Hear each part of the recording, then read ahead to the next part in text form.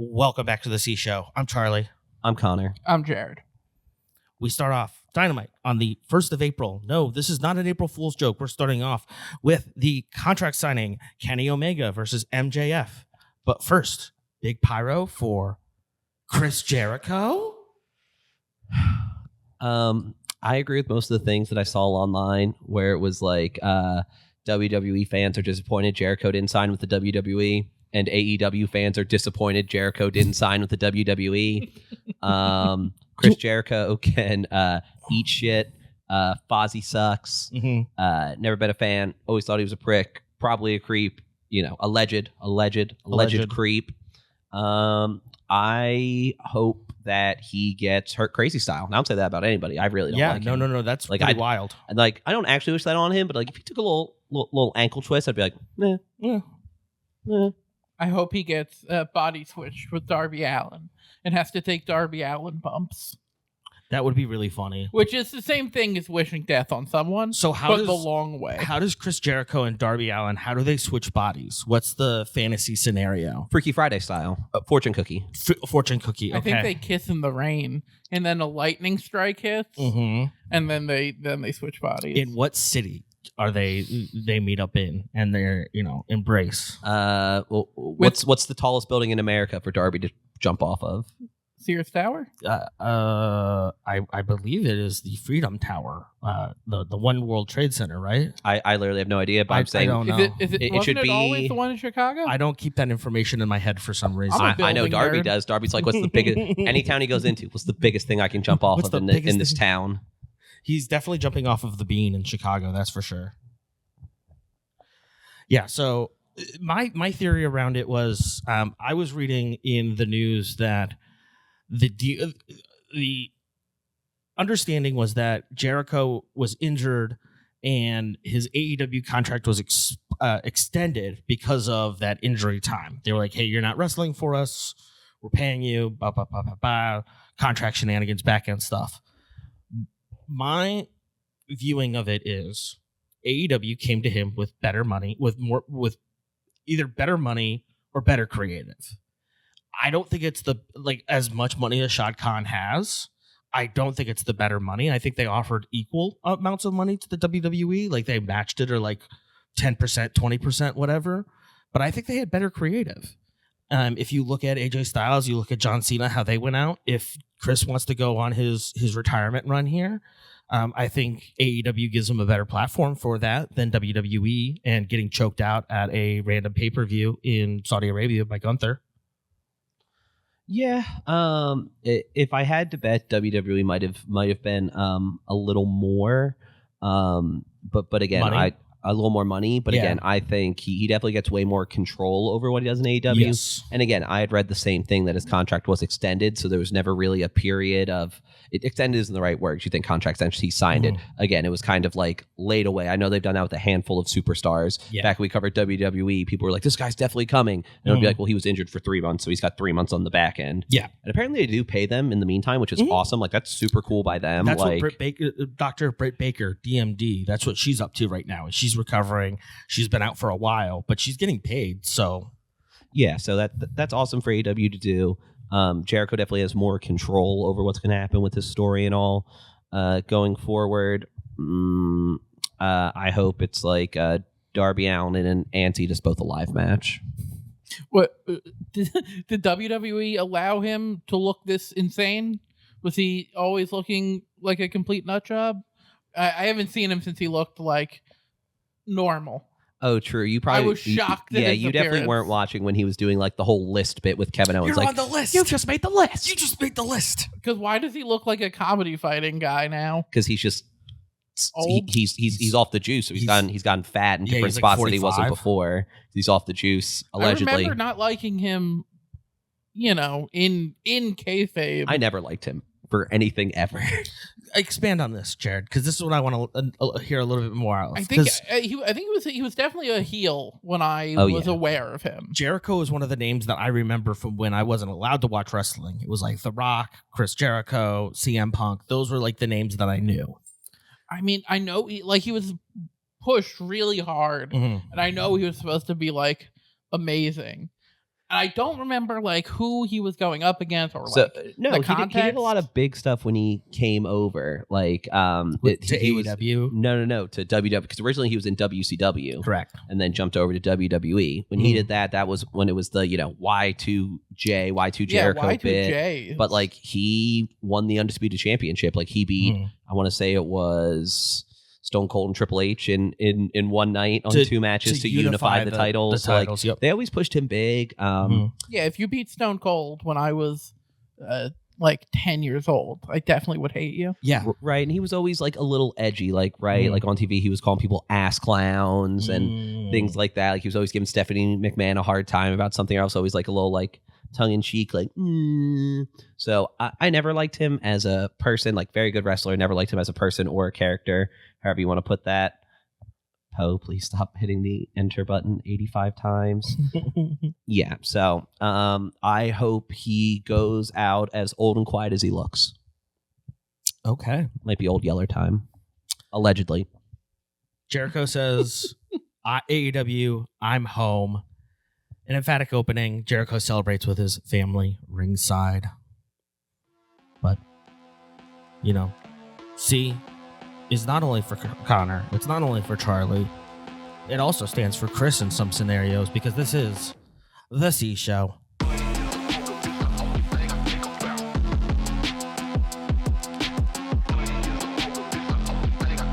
And as we start Dynamite here, Ospreay and Mox are brawling in the kegs. Billy Goat throws Mox into the kegs, does the same to Wheeler Yuta. Shafir comes in to break it up with security. But you know what you don't need to break up with security? J-Lab Audio, because they're your go-to brand for all needs audio and office. From comfortable earbuds to powerful office tools like headsets and keyboards, J-Lab keeps things affordable. I've used J-Lab products in the past, and I've had great experiences with them. I've even looking at upgrading my mouse, and there are some fabulous ergonomic options. What are you guys looking at, J-Lab? I use the Go Pop earpods. They're great. They have a great battery life. They come in really cool colors, and it's wireless and powerful.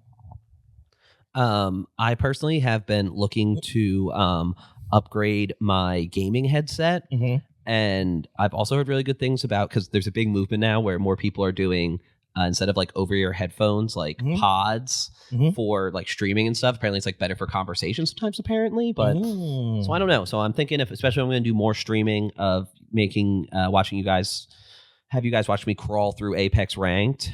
Maybe I'll get a little earbud for it, so when the little chat guys are popping off, I can make sure I'm locked in. Well, when you want 10% that or off, or 10% off that or any other JLab products, please visit linktr.ee/C-Show-pod or click on the link in the description, and you're directly supporting the C Show. You're directly supporting the C Show. Thanks, and back to the show. And now for the actual contract signing, Kenny Omega versus MJF. Can you guys please explain to me why I typed Kevin Omega twice in my notes? Dumb. No. I love it. You were thinking about the Shark Tank guy who was in Marty Supreme? Kevin O'Leary? Yeah, that's right. I am. You're picturing, I was thinking about Mark Cuban. I was picturing Kevin O'Leary's head on Kenny Omega's body. Kenny comes out ready to wrestle. Kenny accosts the fan with the I Beat Kenny at Street Fighter sign. Kenny did mocap work for the newest Street Fighter. You can do the V-Trigger and the One-Winged Angel in-game. No talk, only wrestle, right? MJF signs quickly, passes it to Kenny. Ferme la bouche. We are in Canada, after all. And Kenny confirms that MJF got plugs. Hey, no judgment here. No judgment here. When it comes down to it, they don't want to talk. They don't want to sign a contract. They just want to wrestle. They're here to watch the best wrestle. Someone needs to take MJF down a peg. Someone needs to take you down, and Kenny is going to be the one to do it. MJF cackles in response. This is you at 100%. I could sit here and talk about the fact that your neck, shoulder, and knees are bulging out like these stupid bags of milk you Canadians drink. Bagged milk shot. Bang, bang. So this, Bang. mostly on the eastern coast of Canada, it's meant to conserve plastic bottle waste. It's actually pretty smart when you do it right. So you take the bag of milk and you put it into a plastic jug that you keep in your fridge, and then you like cut open a little thing. And since you're only opening up like little bags of milk, the milk lasts longer too. It's not like spoiling. It's really smart actually, and we should adopt it. If you ever talk to me about bagged milk in my house ever again, the show's over. Do they bag oat milk? Much like your injury-prone boyfriend Kota Ibushi, you're one gust of wind away from retirement. MJF wants to reveal a dark secret of Kenny Omega's return. Kenny allegedly had a doctor's visit. His diverticulitis, his intestines can explode. Are we going to get an exploding intestines match? Your stomach is a ticking time bomb, like me after eating Chipotle. Your life is on a fast, winding clock. And unfortunately, the news gets worse. All of your disciples will be embarrassed and ashamed of you. They will have no choice to admit that their God is nothing more than a false idol that'd be better off dead. Omega flips the table. Speedball here to keep the peace. Speedball, how about your wax on, wax off ass stays out of this? Speedball knows the plan. MJF doesn't actually want to defend the title.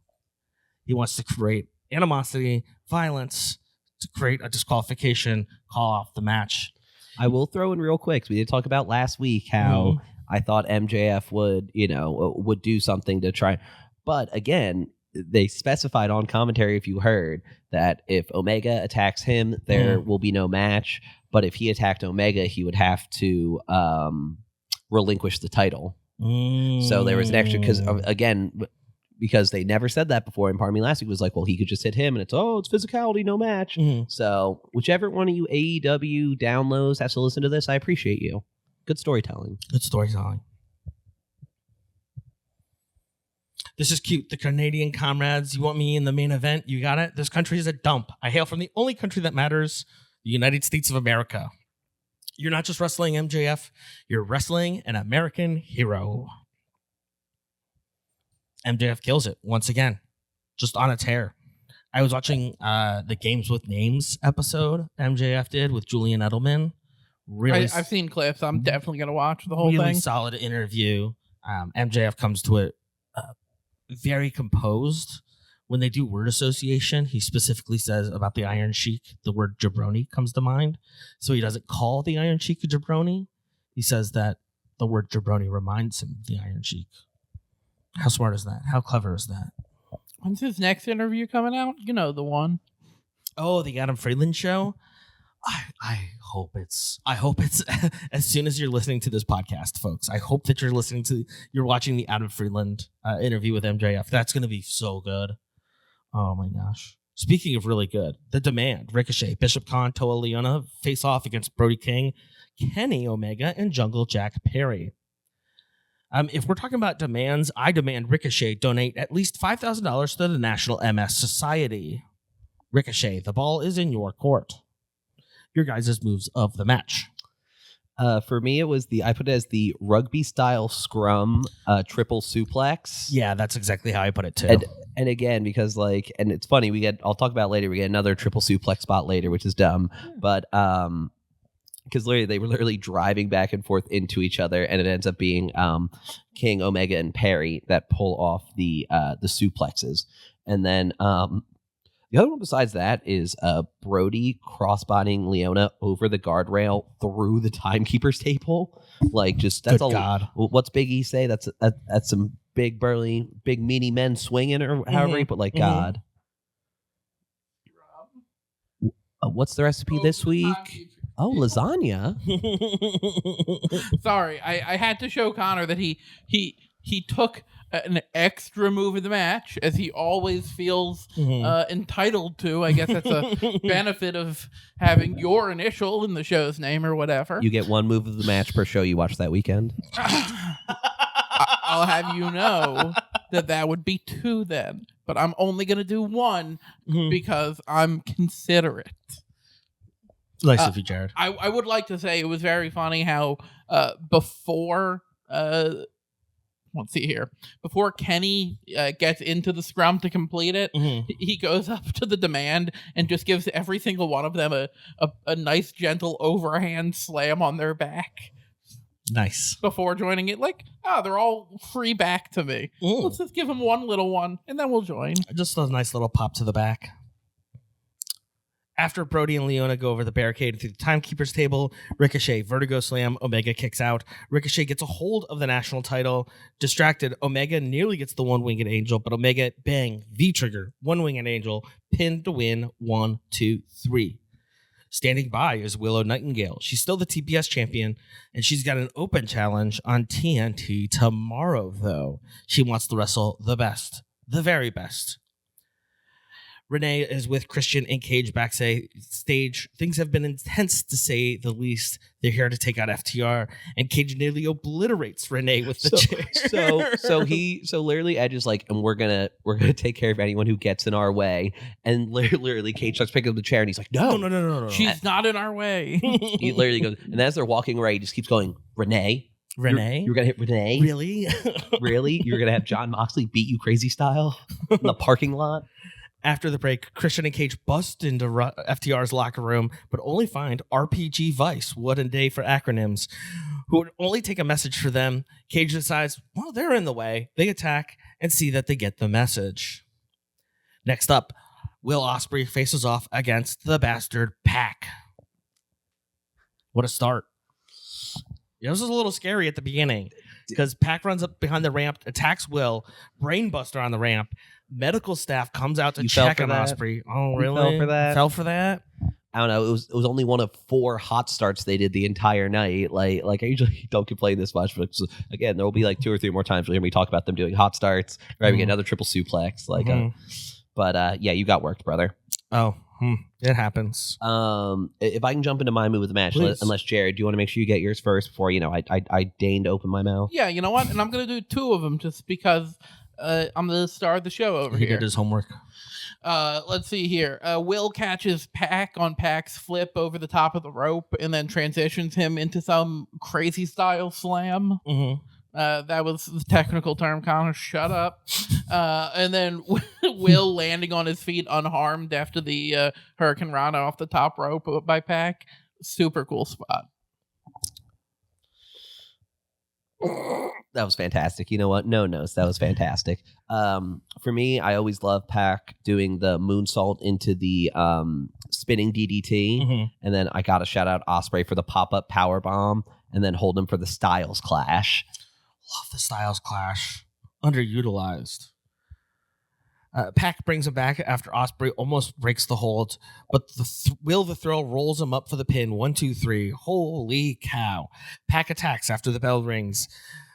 Ospreay responds with a hidden blade, but it takes everything out of Ospreay. Oh god, it's Garcia and Yuto, Claudio with a steel chair, Shafir and Mox, all of the Death Riders surrounding him. Garcia reminds him that it doesn't need to be like this. Mox prevents Claudio from the stomp. Mox has provided a mic from Shafir, and Mox assures him, it's okay. Look at the situation. It's 6-on-1. It could have really been a bad night. Use your head, or you might lose it permanently. And this isn't personal for me, Will. Don't make it personal. Shout out to Pac's bulge there at the end. Oh, we catching print? Oh, we caught print. Oh, buddy. I thought we'd have to wait for Will Ospreay in gray shorts, in gray sweatpants later on. In trios action, the Triangle of Madness versus Mina Shirakawa and the Brawling Birds. Thekla immediately mocking Mina and tags in Sky Blue to beat up on Mina. I felt like this was really quick. Yeah, they didn't give it a whole lot of time to breathe. Again, they also did a triple suplex spot, but just worse. It just wasn't as good. Oh, yeah, that was not great. Which is really a shame. I recognized that. I was like, they're doing the same thing again. This is why are we doing this? And I wasn't sure when I was going to fit this in, but because we always talk about, going to cover AXW, right? We'll be there this weekend. We talked about before how me and Jared got to kind of sit in the pre-show meeting when they were talking to the talent. And one big point they made was hey, do not be doing the same moves. If you do something, if someone does something early, right, and then after the intermission, right, you guys talk about ways to do it slightly differently and all, that's fine. Make sure you're not doing the same spot over and over and so close to each other. And then they immediately did that. Yeah. Jared, you got to move? No, I just wrote that they did the same rugby slam. See, I even said rugby scrum, but worse. Thekla fights out of Mina's figure 4, 2 birds. Jamie catches Thekla with the brass knucks, and they execute it. Jamie catches Hart mid-Rana, backbreaker into Haterade, 1, 2, 3, and it's over. Darby Allin comes out with a mic. He hasn't seen God, and he would like to see the devil tonight. You're scared. You know I'm willing to die for the championship. I hope Kenny beats you. Ends this bullshit, egotistical run you're on. Except Don Callis, Andrade, Lance Archer, Hechicero, Hologram. No, El Clone, actually, come out. MJF is a magnanimous man. If he can defeat a hand-picked member of the Callis family, he'll grant you a title shot. And the winner is Andrade, who's a little shocked. Andrade is not happy at all. No. He already didn't want to be working for MJF. He already thinks he should be in the title picture. Mhm. He definitely doesn't want to go to the dark places Darby Allin will go. Mm-mm. Also paid for another thing. The Callis family attacks, but Jack Perry and Brody King come in to help. Brody King chokeslam on the apron. A Clone tumbles to the floor. Perry, King, Allen face off in the ring, but Kenny comes out in his shorts. He was probably smoking backstage. No, seriously, he comes out like in his basketball shorts, and he's just like, guys, god damn it, why do I gotta be here? He was hanging out with the Rascals backstage. You know, the half liars. In an eliminator match for the AEW Men's World Championship, the American Hero, MJF, versus Speedball Mike Bailey. Kenny Omega joins commentary. Jared, what did you think of MJF's modified American flag?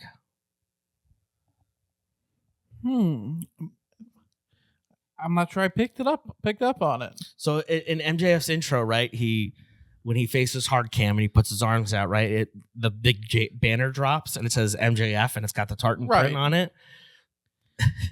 In Canada, it's a big American flag, but instead of 50 stars, it's 50 little MJF faces.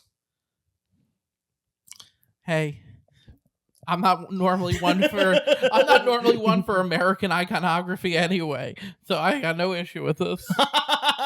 You're not like, oh, that's a violation of the flag code. Trump's putting his name on money. Nothing matters anymore. Ain't that right? Speaking of which, the fans in the crowd start chanting "fuck the tariffs," and MJF responds with "God bless America." But the thing is, MJF is a patriot, but won't meet the president because he fucking hates pedophiles. What are your guys' moves of the match? Again, MJF attacks during the entrance. Mm-hmm. Speedball gets up, and MJF pulls the ref in front of the kick from Speedball, so he stops, and then just immediately gouges Speedball's eyes. He's like, American Hero, pocket sand, sha-sha-sha. Well, I should also say Speedball comes out in the full Canada gear, maple leaves all over it. Kevin Knight respectfully comes out in black, a neutral party. Very smart of the Jet. Very smart of the Jet. I heard Canadians buy t-shirts too.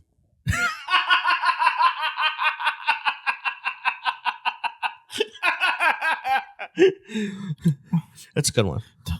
Don't Jordan me, Kevin Knight. I love you too much.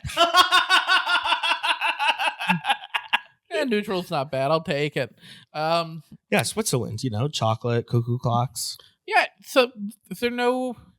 I don't know, what does a black flag mean? We got any vexillography nerds in the chat? It's an American punk band formed by Greg Ginn and most famously fronted by Henry Rollins. Nino. So my move of the match is MJF goes for the Heat Seeker. Speedball counters, ends up with MJF standing outside the ring. Speedball jumps up just onto the middle of the top rope and backflips off crazy style. Absolute crazy. I love anytime Speedball does the ultimate weapon, but MJF does get his knees up several times. Ultimate weapon for the top rope here at the end. MJF gets his foot on the ropes to break the hold. Ultimate weapon again on the apron to no one. MJF hits the tombstone pile driver on the apron. And God bless America. Heat Seeker on Bailey. 1, 2, 3. And it's over. Kenny runs into the ring after 20 minutes of goading from MJF, who runs up the ramp with the big, beautiful belt. Bailey's neck has been messed up. Medical staff coming in to check in on Bailey, who gets up on his knees at least. Whew. This was a heater of a match. I really enjoyed watching this. I wouldn't say it's my match of the weekend, per se. I think Maybe that might be Juice and Ciampa, which we'll talk about here in a moment here when we talk about Collision. But a weird episode, to say the least. We start off with the return of Chris Jericho. We go into the contract signing. We have that trios match with the Birds, Mina, and the Triangle of Madness, where they reuse the same move. And then the end here, with Speedball and MJF, kind of makes up for it, but Yeah, especially because we started off with like 8 minutes of Chris Jericho. 8 minutes of just basically. I feel like I saw online varying things. People thought maybe there was like an audio issue. That's why he didn't like really say anything. I don't know if there was just for the aura I farming. think they were just doing aura farming because he's going to talk The only person on who Dynamite this week. Well, the only Wednesday. person who aura farmed in that whole thing was the old guy who got to perfectly sing the intro song. I think that's Jericho's dad. Never mind that. Or a Fuck family that member. guy. Yeah, like AEW waited until they could go back to Canada to reveal him because it's distinctly possible and should be that he would have gotten booze in the US. To the fans in Winnipeg, though, I mean, he's a god. They dude. were blown away. Dude, he's a god there. Like, yeah, that's his adopted hometown, basically. So AEW's cowards for doing that. Mm-hmm. It didn't feel like a go home show. Like we have a pay-per-view this weekend, and I feel like we didn't get anything from that really. Yeah. Right? Like, well, I should say it's not the go home show, but like it didn't even set things up for the go home is what I mean. Like we have a pay-per-view coming up right this Sunday when you guys are listening to this. We have the God and the Devil facing off on Sunday. And all we had was the contract signing and then Speedball got in the way. Yeah. And then we got like another match they probably could give him some more time to. Jared, anything else? So much for HIPAA laws. Kenny Omega. I don't know if Canada has HIPAA. You know what? They probably have something similar, but it's not as good as HIPAA. I just like that quote. Well, you know it's not as good as HIPAA? The C Show.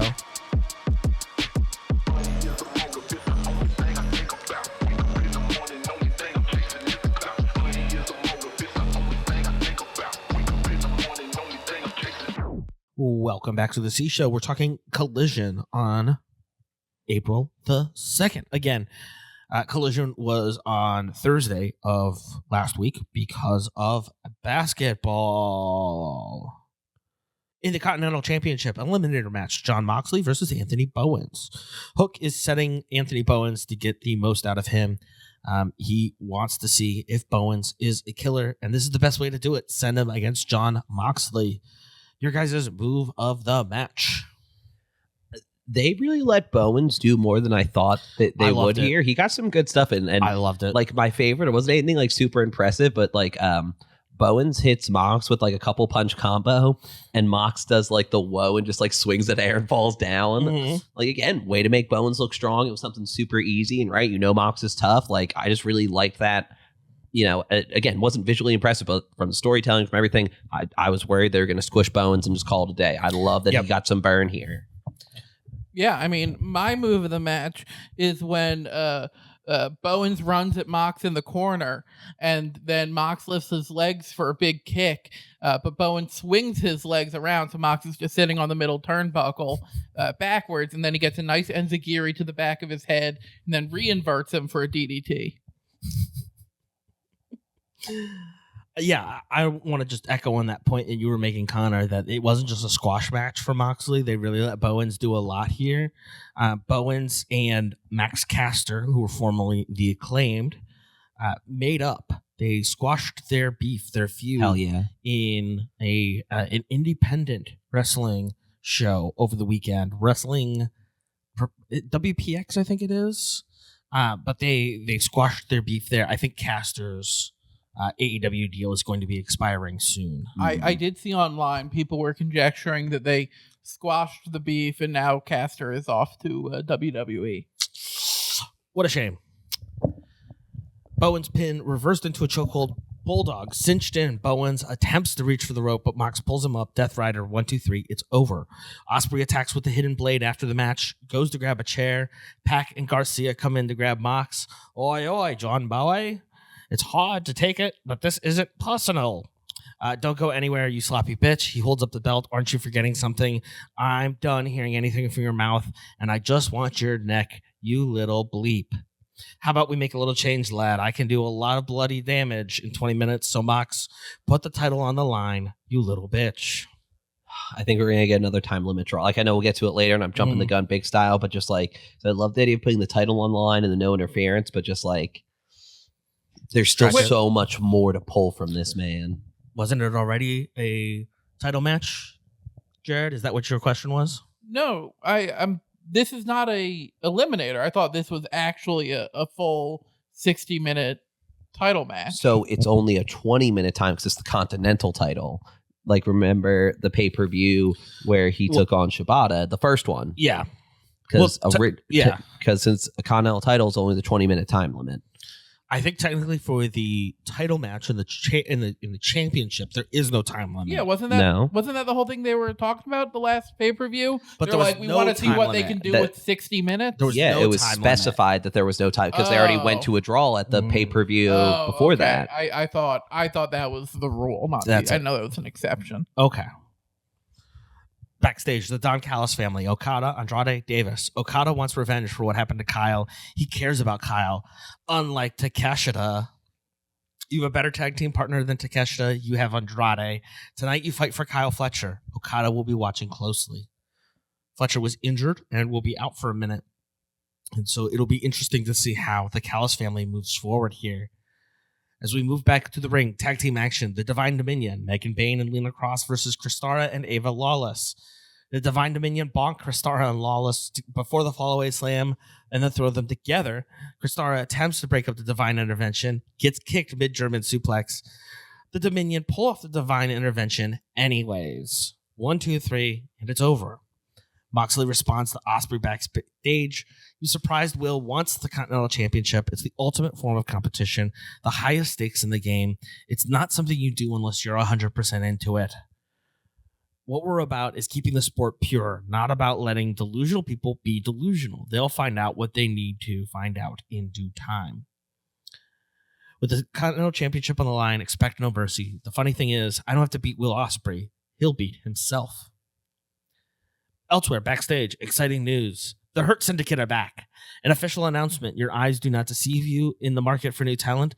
They want to add someone to the ranks. We're in business, and business is about to pick up. Let's go hurt some people.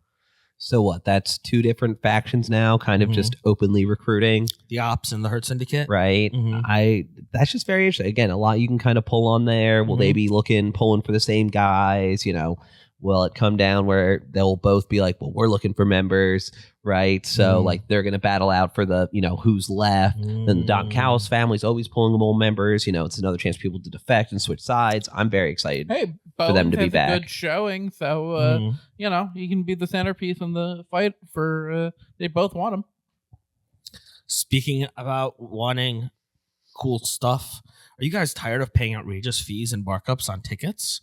So is C Club. That's why they created the first and only subscription-based ticket marketplace that passes the savings directly to you, the members.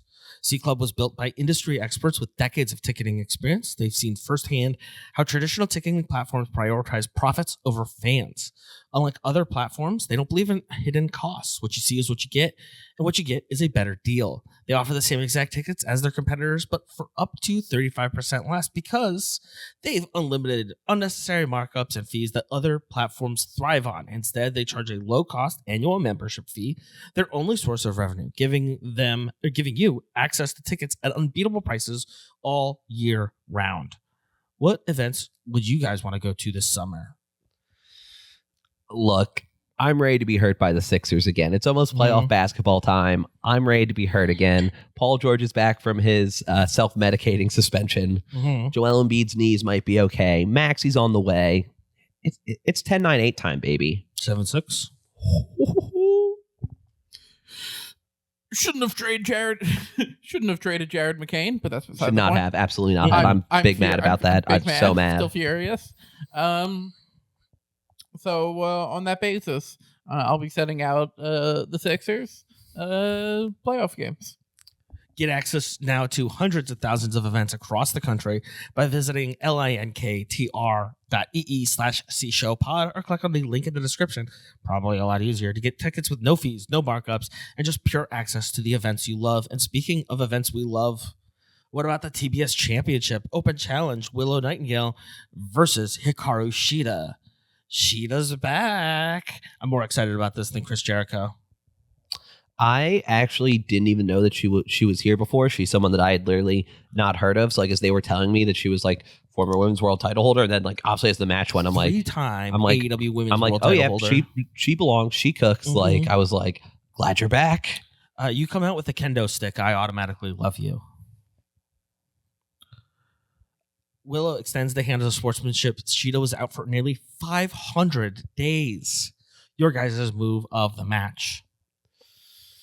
Probably Shida doing the running knee, like she sets up a chair off the outside, like kind of Briscoe style, and uses it like as a platform. And she launched herself at Willow for this knee, like full sell, like already back, already being crazy. So here for it. It's not terribly original, but I love it when she does it. Willow hit the Brody King cannonball flip off the apron though, and I was like, that's sick.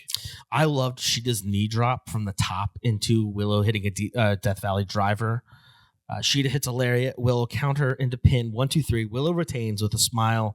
Shida with the kendo stick. Ref Aubrey Evans keeping it calm for now.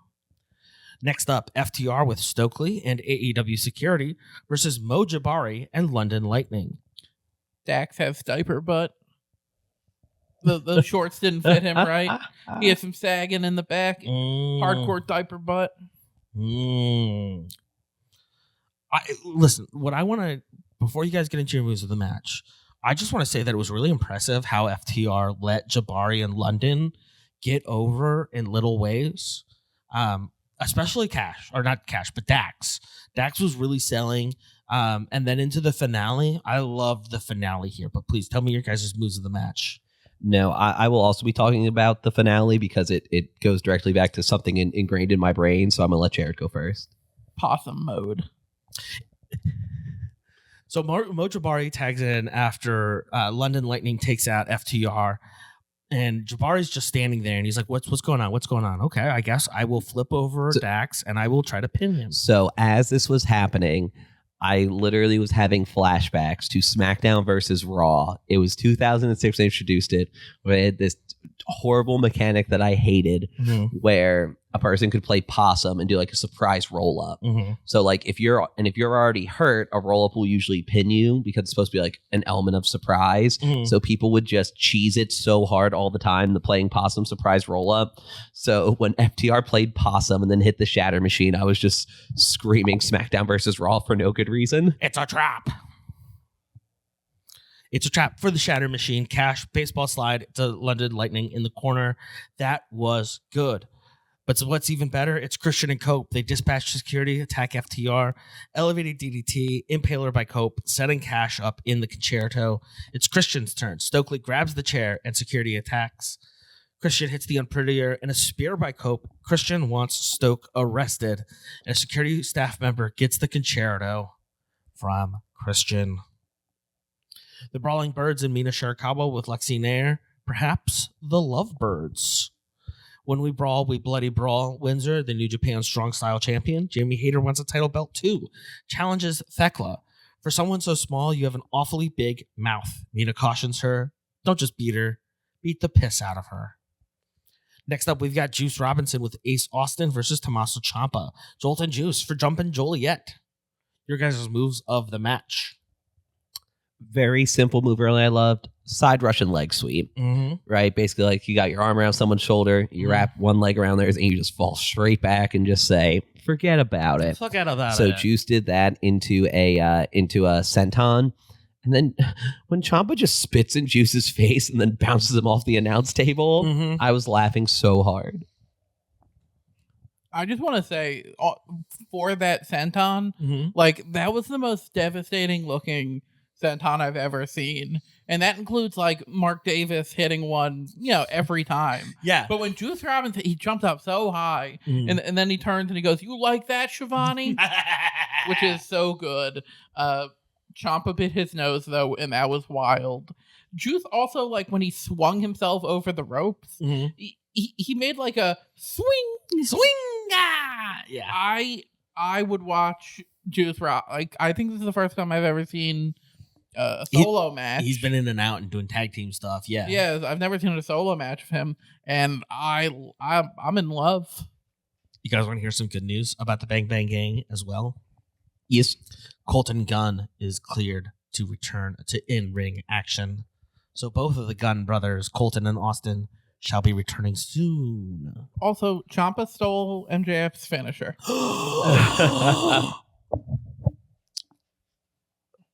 Juice counters the Avalanche Psycho Driller, attempts a power slam, slides out, low kick to Juice's knees. They get into a chop fight. Robinson gets the knee, gets it again, but Ciampa covers 1, 2, 3, and it's over. Isaiah Cassidy is backstage. Mark Quinn got injured. Isaiah Cassidy is going to be fighting solo for a minute. Change is the keyword. Mox took him out last year, just took out his boy. Swimming with the sharks, you forget I've been drowning my whole life. I know how to breathe down here.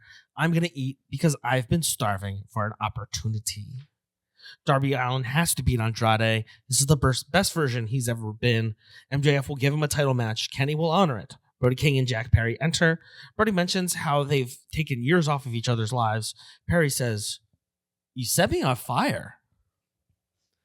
Brody says, "I have your name tattooed on a headstone because I wish death upon you." "You set me on fire," Perry says.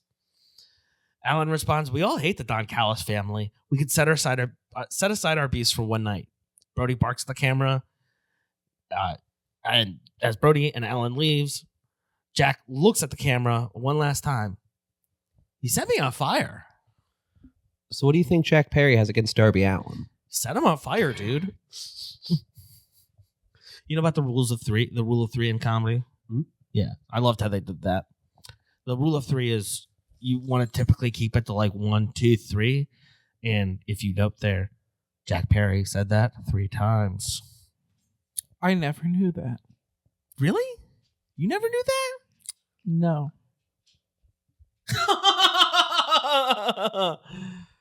Don Callis. The Don Callis family, Andrade El Idolo, Mark Davis versus the Rascals, Zachary Wentz and Desmond Xavier.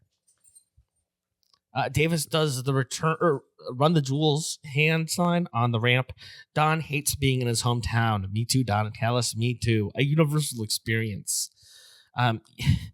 Callis calls the people of Winnipeg sweat hogs, which is the second best thing Don Callis says during this commentary. What's the first? I agree with that, and I hope we have the same thing. Don Callis refers to the tag team of Mark Davis and Andrade as vicious and delicious. I missed that. See, That's no, beautiful. For me, it's when they're talking about Kyle Fletcher, like, "Oh, we hope Kyle's okay." He's like, "Kyle Fletcher's just suffering from handsomeitis." Well, you know what? The fact that all of us could have our own one and they're all good. And they're all killers. I love Don Callis. I don't care who knows him. No, commentary discussing Don's agreement with MJF, and Callis reveals that the secret ingredient, he goes, "The secret ingredient is a brain." No, like I gotta give flowers to Charlie's too. When he's like, "Oh, there's a lot of sweat hogs in Winnipeg," and then it's like, "Oh, well, what do you call a sweat hog in Winnipeg?" A Winnipeg. Oh, Winnipeg.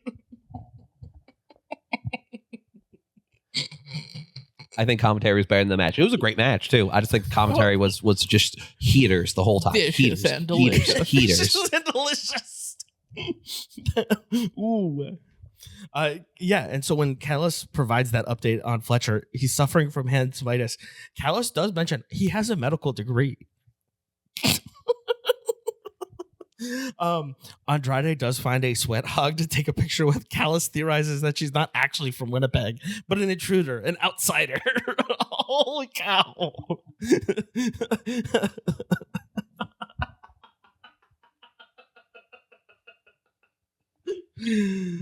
Okay, do you guys have moves that we want to talk about? Because this is a wrestling podcast. It is. I'll just talk about where Davis does his big lariat. and I believe it was to Wentz, and Wentz does like the flip bump and all, and Xavier comes in to break up the pin, and usually, you know, like they kick the guy pinning him or they smack him or just kind of dive on the pile. He does a double stomp to Mark Davis's back, and there's no way that doesn't hurt Wentz too when you're just squishing this large man on top of him. But I love it. Whatever you gotta do to break it up. Wentz hit Mark Davis with 4 clean kicks to the face and then an immediate tornado. And it was so athletic. Andrade has to rescue Davis from another pin attempt. Xavier setting up Wentz for the stomp on Andrade's back. Davis counters the hot fire flames with knees up. Xavier trucked by Andrade. Davis tombstone tags in Andrade for the DM. Pin to win. 1, 2, 3, and it's over. Andrade kisses ref Aubrey Evans' hand. She's disgusted. Okada brings in RPG Vice to beat up the Rascals, tosses Wentz outside. Vice setting up for Okada, but Myron Reed is here to help. Okada slips out while Reed deals with RPG Vice and assists his friends. Reed speeds up to go over the ropes and takes out the Callous Trio. In an 8-man tornado match, the Dogs, Clark Connors, David Finlay, and the Death Riders, Castagnoli and Yuta, face off against the conglomeration, Orange Cassidy, Roderick Strong, Mystico, and Kevin Knight. Roddy and I are on the same page. Let's fight. We don't have much time here. But boy, they pack a lot into 15 minutes. You guys got some hell yes for me? I know there was a lot going on here, and I know we still got a lot more to talk about here. I know. I promise I'll be quick. So when Kevin Knight uses Orange Cassidy as the launching point for his dive, when OC's in the ring with his hands in his pockets, and Kevin Knight comes in for a handshake, and you know OC's got his hands in his pockets, and then the Jet looks and he doesn't have pockets. He's like doing and then they get smacked because it was the distraction. And then there's also a point where Knight pops up Mystico for a Hurricane Rana. Kevin Knight's doing the thing that your girlfriend always does. She's like, I don't got pockets. Oh, we also got what I called the Dog Rider Death Spiral when all members of the Dogs were running and doing moves in the corner. I don't know if that's something. Dog Rider. Your moves of the match? Oh, I'm Jared. I don't watch Collision. Really, the only hell yeah that I want to add on here is Knight leaping lariat onto Claudio. He was 20 feet in the fucking air. It was incredible. Note about the pins in this match were sloppy. There were a few that if this was a legitimate athletic endeavor, it would have been a 3 count and the match would have ended 5 minutes early. Like there were legitimately moments where the ref was like trying to throw her hand down and then they kick out. And it's like, guys, like we can pick up on this. Like if I could pick up on it, like it's this is not going well. Mystico hits the Rana on Claudio, UFO splash on Yuta. It's the 1, 2, 3 count on Yuta that counts, and Speedball slides into the ring to celebrate. Again, I feel like we're not really building up to much here as we get into Dynasty, and we'll be previewing Dynasty here on the C Show. In just a moment. We also have our AXW Beyond the Bell preview, so stay tuned. But do you guys have anything you guys want to add on here about Collision, Dynamite, back-to-back, Wednesday, Thursday night? I just hope we get some more build this week. Like, again, it's supposed to be kind of a crescendo as we're getting to where the pay-per-view goes. And, like, I don't feel like this continued the upward trend, so I really hope they bring it this week to roll into the pay-per-view. Absolutely. Yeah, Connor said it all. All right. He always does. Well, listen, we're going to talk about Dynasty. We're going to do a quick Dynasty preview, and then we got a lot to talk about with AXW, so stay tuned here on The C Show.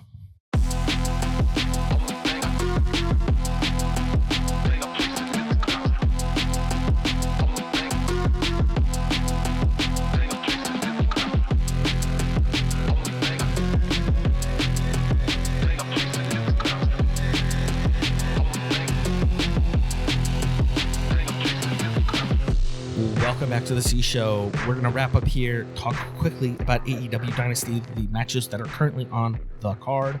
We've got Alex Windsor versus Marina Shafir in the 0 hour in a singles match. Who do you got there? I think Marina in a relatively short one. I think they'll let Marina kind of put it on her a little bit. Marina. Next up, in a tag team match for the AEW World Tag Team Championship, FTR, Cash Wheeler, and Dax Harwood with Stokely versus Cope and Cage, Adam Copeland, and Christian Cage.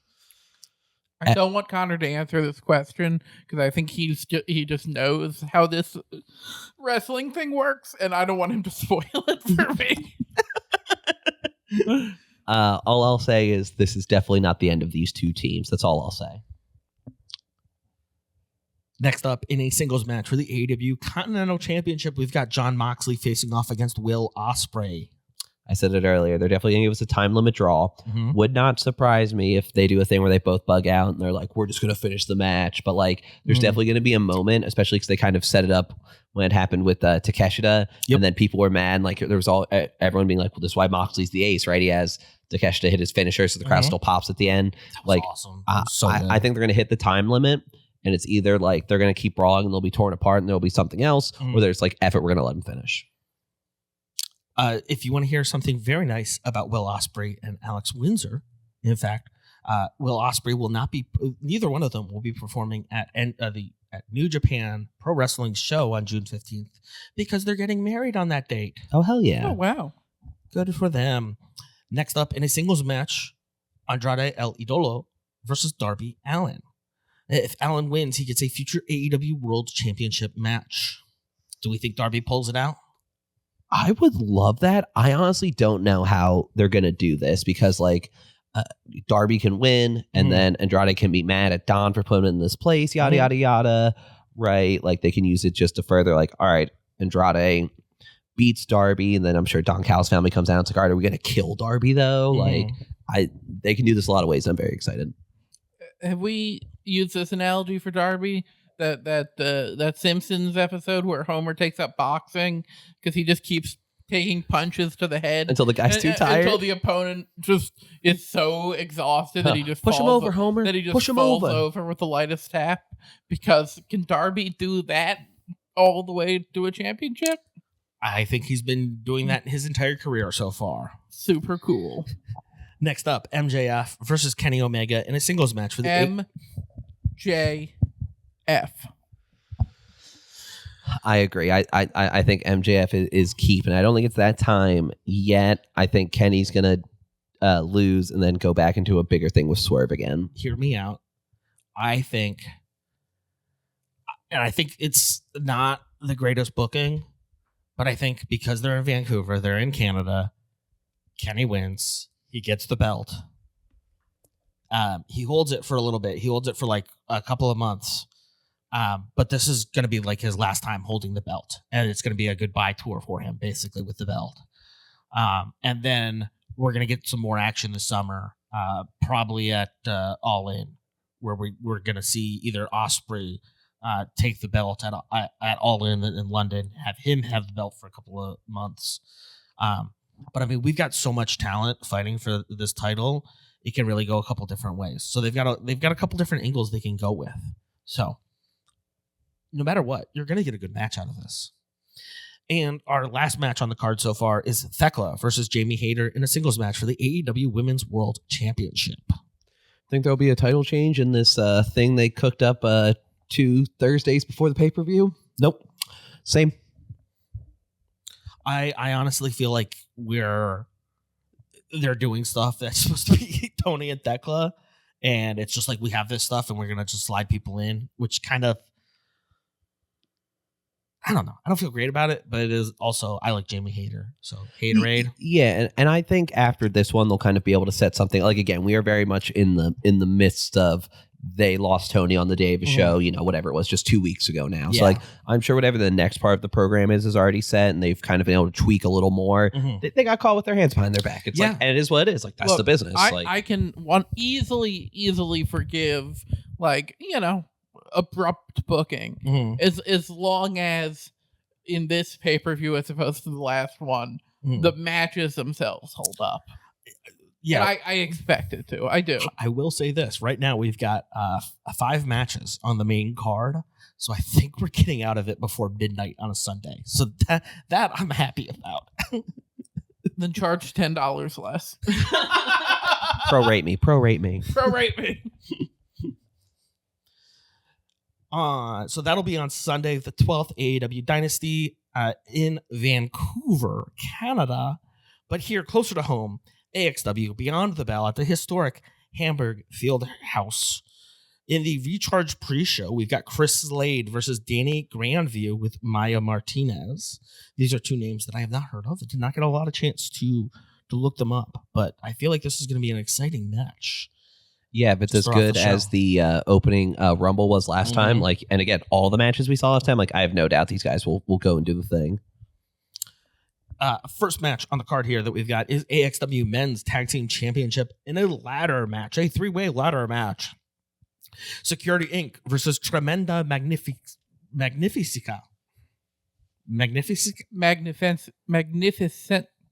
Magnificencia. That's right. Versus the Celestial St. Giovanni brothers, Leo and Max St. Giovanni. Of course, we saw Max St. Giovanni against AJ Morales last time. Security Inc. in that tag team match as well. Tremenda Magnificencia are a exciting... Tremendous Magnificent. Yeah. What a name.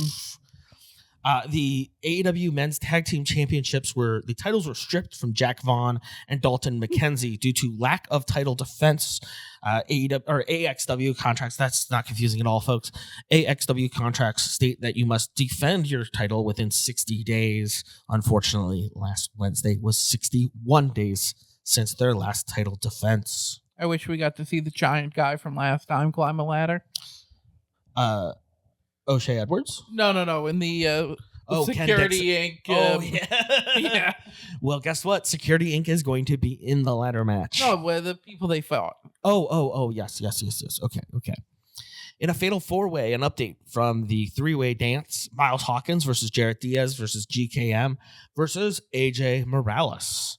I'm really excited about this. We got 99 overall Miles Hawkins and AJ Morales in the same match with two other tremendous talents. Yeah, unlike some of the other friends of the podcast, I'm a big fan of AJ Morales. Yeah, loved AJ. I hope he'll open more cards with us when we come down this weekend. In the women's division, we got Jasmine Howe versus Maya Martinez. Again, Martinez will be accompanying Danny Grandview in the Recharge pre-show, but just excited to see a women's match here on the card. In the AXW Autism Championship, in the first match, we've got Ken Dixon versus Alec Odin. And in the second match, we've got Ox Adams versus Jay Hiru. I think we're going to just do, it's going to be 3 matches. So we're going to have the winner of Ken Dixon versus Alec Odin, and then the winner of Ox Adams versus Jay Hiru face off against each other for the, I believe, the inaugural AXW Autism Championship. Yeah, it's exciting, man. They're giving us, and we haven't even gone to them all, but again, we're getting a lot of stipulations. Mm-hmm. We're getting these other things coming in. Like, this is a very exciting show. And shout out to AXW for doing so much cool stuff for autism. Yeah. Hell yeah, Just absolutely. Like, on the real, love that. On the real, I love this. No DQ rematch for the AXW Heritage Championship. VSK versus Leo Sparrow. I like, it's a family-friendly show. How weird are they going to be allowed to get? And I can't wait because I know Leo's going to find it, and Leo's going to get weird with it. Oh, I'm so excited. Leo has been cooking. He is the new ACW Awesome Championship Wrestling Cruiserweight Championship champion. Oh, yeah. So I'm excited to see him defend his title against VSK. And VSK. all right. And now in our the match that features the C-Show sponsored talent, the American Hammer, Matt Quay.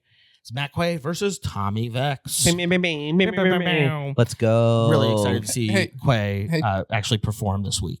Yeah, right. I'm very excited to see. Like, I can't wait for him to put a little hurting on Vex. I don't know. I didn't like Vex even when we saw him. Like, I didn't really like the last bit that he did, like, pre-show. Like, Yeah. Like, I don't know. I just thought, like, Quay spoke, like, a little more to, like, you know, All right. the bit. The American Quay. Mm-hmm. Hey, Charlie. Yeah. How's when's that interview coming out? What interview? You're not interviewing Matt Quay? Well, I think Quay's just busy. Is he Yeah, too busy? He didn't get back to us. Oh, he's Yeah. big dogging you. I don't know. You know. People are busy, dude. People have jobs. Yeah. Look, they're sponsoring him. It doesn't seem very respectful to me. You know, Get is what mad. it is. What do you know? Yeah. Well, you know what I do know. What? You know what I know? What do you know? I know that Tommy Vex has all the time in the world for the fans and especially for his sponsor, me. What? Me. What? Wait. You sponsored the other dude. You sponsored Vex? Welcome to the J Show. I'm tired of you two. I'm the star of this show. I'm not getting the respect I deserve. Just like Tommy Vex doesn't get the respect he deserves. You all... Tommy Vex beats up mascots. Good. Deserved it. Whoa, Melvin. You all are a bunch of nerds. Whoa. Know nothing. That's kind of fair. Jabronis. Fair. I don't You know can't about even watch 2 shows. What are you talking about, man? Yeah, man. You know why? Why? I've been working. I've been working on my own show. Wait, what? Wait, is that why you... I would like why everyone, all the listeners out there, if you are tired of this program, if you will, join me on the brand new Jared Elite Wrestling program, The J Show. First episode coming out soon. It is an interview with Tommy Vex. We are going to learn about how he is going to destroy Matt Quay, how he is going to destroy Leo Sparrow. What? That's right. My stable of guys, the true champions. That's the stable you were talking about? Wait, is this why you left last week? Yeah. You know what? You left mid-episode. That was so strange. You'll just all have to tune in. Oh, my gosh. How do you have time for this, but you can't watch any of the stuff? I know you don't have a microphone at home. I have to give you the microphone when we get snowed in. Yeah, what am I going to do? Buy my own shit? They do need to put a higher tax on a license on that stuff. Hey, look. All the money I've saved stealing sugar packets from Wawa. Yeah, I'm not doing this on wax. Cut this. I'm not. No, Like we're gonna have a real conversation. I don't want this on wax. Okay, you got it.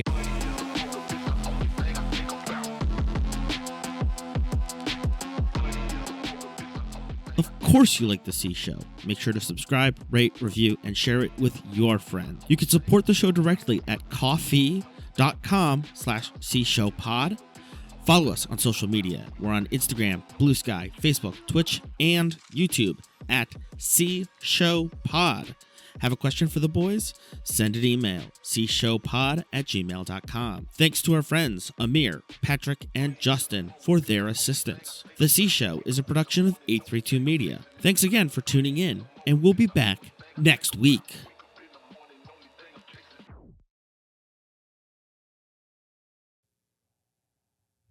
You don't like that? Why Chris?